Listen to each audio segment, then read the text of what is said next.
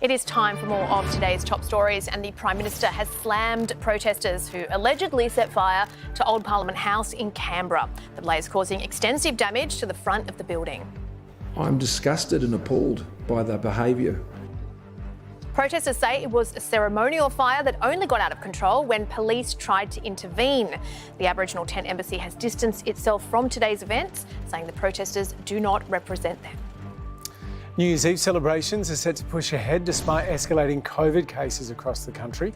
Health Minister Greg Hunt has this sage advice for anyone considering entering a mosh pit in the middle of a pandemic. Avoid the mosh pit. Avoid the mosh pit. Don't pack in large, close numbers. That's common sense.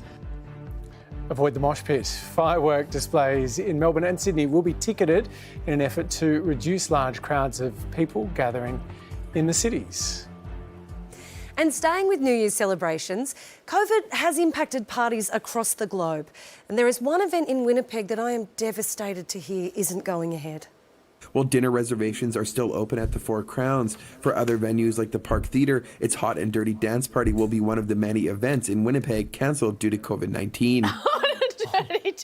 That is the Hot and Dirty Dance Party is not going ahead, unfortunately. And I should also announce while we're here, unfortunately, the Sleazy Sneezy Dance, the Fatigue and Fever Function, and anything at the Cough Trough has been cancelled. And which we're going to have to get refunds. The Cough Trough was going to be fun, you see.